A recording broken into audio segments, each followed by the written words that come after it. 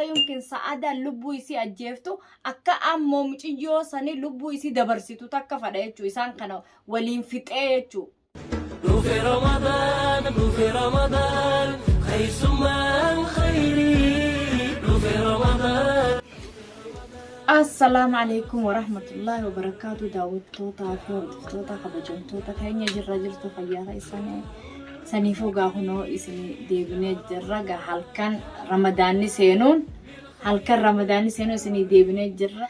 gabaatii barakaadha baatii khayrii wanneen isiniin jechuu barbaadu kanatti aartanillee dhiifama naa godha maalii fi waan akkanaa gootaa maalii fi jaasaa jaartii waliin fixaa kanaan jettan laakiin ani waliin hin fixu jaasaa jaartii adda baasoo hin deemu ani khayruma isaaniitii yaaduudhaaf jidduu deema malee wanta wanneen sharrii dalagee adda baasoof hin qabu maaliifin akkas jee dhuguma ni jirti karaa rabbiitti dhalaa afur fuudhuun shari'aa jee dhugaadha laakiin shari'aan akka hette sanitti ilmi namaa deemutti hin jiru ni agartan akka sa'aadaas godhu jiru daawwattoota hordoftoota keenya bira fidee namni tokko dhuguma ni qabna nuti kun hinaafaani beeytanii ni qabna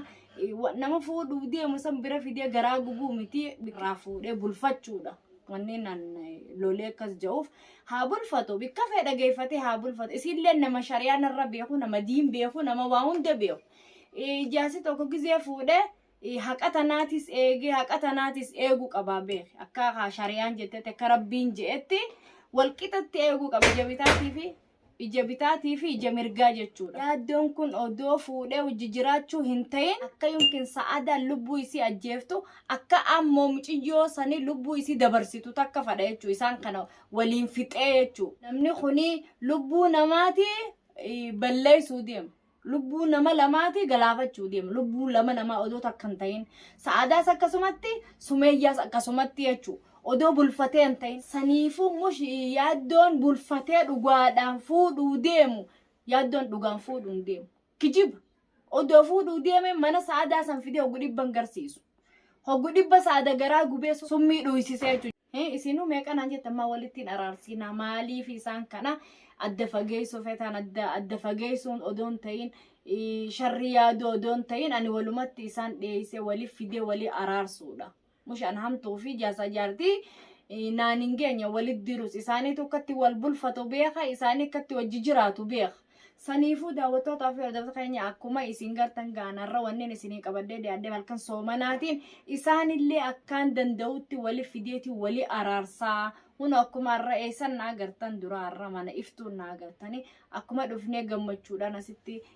keeka nyaannee waa meeqa nyaannee gammachuudhaan ka wallolee dhiifama walii godhe akkuma agartanitti faaxees asitti ni beeytan akka wallollee harkaanillee wal geenye dhiifama kadhattee rabbiin siif araarama.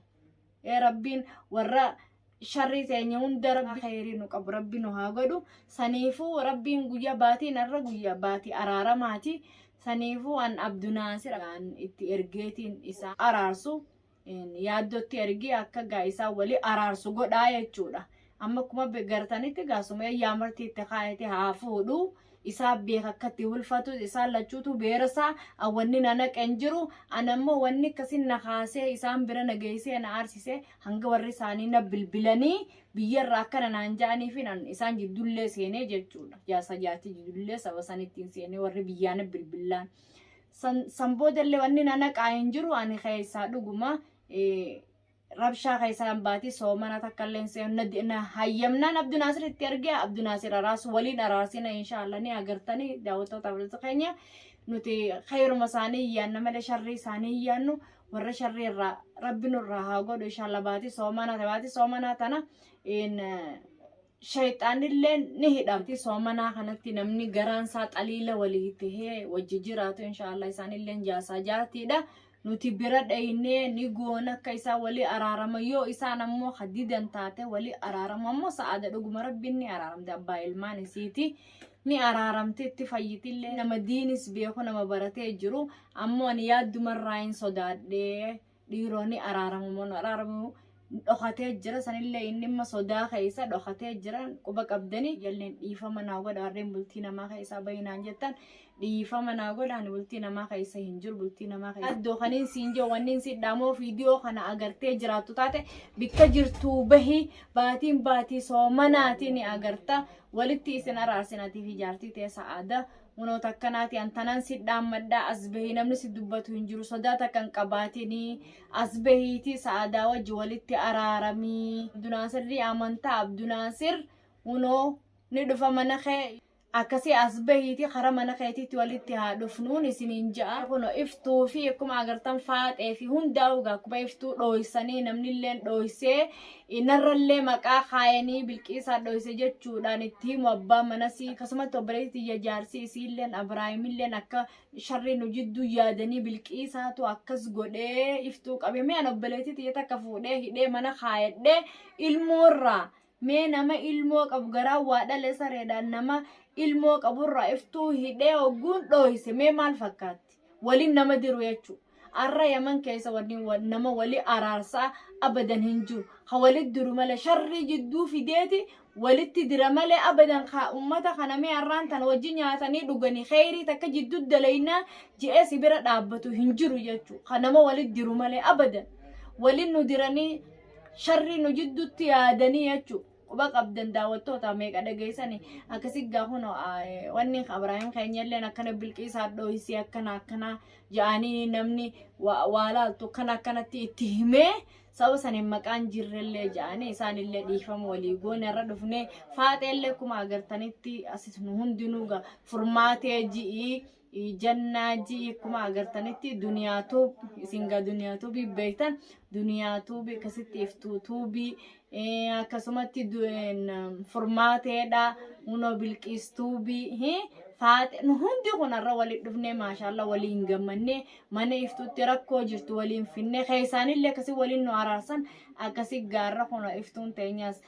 nu afeertee keeka gootee asitti akkasitti rakkoo nu jidduu jirtu hunda finnee jechuu akkasuma isaan jidduullee rakkoo jidduu jirtu sa'aadaa fi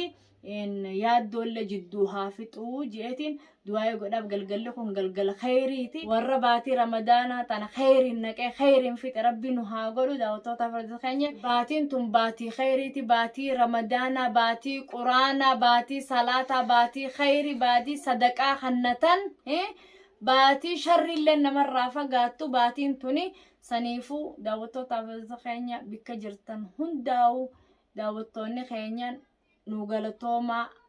nu jiraadha ade isin nu kannitan ni fudhanna gorsa isiniin nu kannitan hunda daawwattoonni fi maatii fiiti baga nu gorfattanii baga nu jajjabeessitanii nu bira dhaabbattanii waan akkanaa godhaa nuti laakiin isinirraa naaru yoo jallaa keenya gartan diriirsitanii nuti hedduu isin jaalanna daawwattoota farda keenya nuti daawwattoota farda keenya isiniin boonna nuti isin daawwitiite isin keessatti iflaalla toota keenya yoo badii qabaanne nu gorfadhaarra yoo isin nu gorfanne eenyu nu gorfataa gorsa keessanillee ni fudhannaa baga nu jajjabeessitanii nu bira dhaabbattanii waan hin taanerraayis nu gorsitanii irraa dhaabbadhaa waan akkuma hundaa'u giseen komantii teessan laan akkuma na jaalattanittiin isin jaaladha daawwattootaa fi hordoftoota hedduun isin jaaladha naa jiraadha horaa naa bulaa waan isin daawwattoota keenya waan isin nuun jettan nuti ni fudhanna abshir jenneeti fudhanna wal gorfachuunis waan jiraati yaaddoo fi sa'aadaas daawwattoota fi keenya akka khayriidhaan rabbii waliif fidu du'aayi nu godhaa fi isinin jenna waan bira wanni isinin jennu hin jiru inshaallah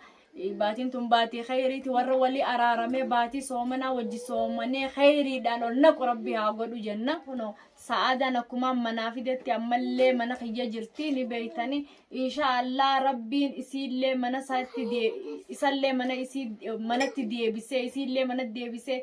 soomana kanallee nagaan ol naqanii ilmaan isaaniitii wajji gammachuudhaan akkasitti soomana kana ol naqe rabbi haa godhu isiniin jenna inshaallah nammoo hanga xiqqaa malee mana isiniin geessa mana sii geesse waa sittiin dhiisu namni manuma fiitii wannidha ijoolleen isiitii fi manninis qulla jira beektee manni isii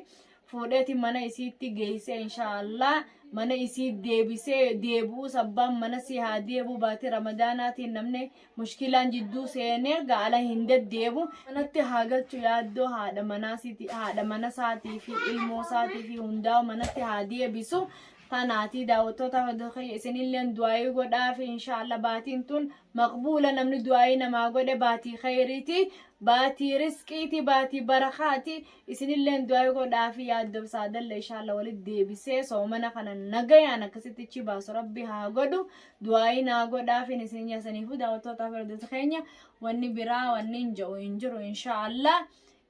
du'aa godhaaf saniifu assalaamu alaykum wa rahmatullahi wa barakaatu.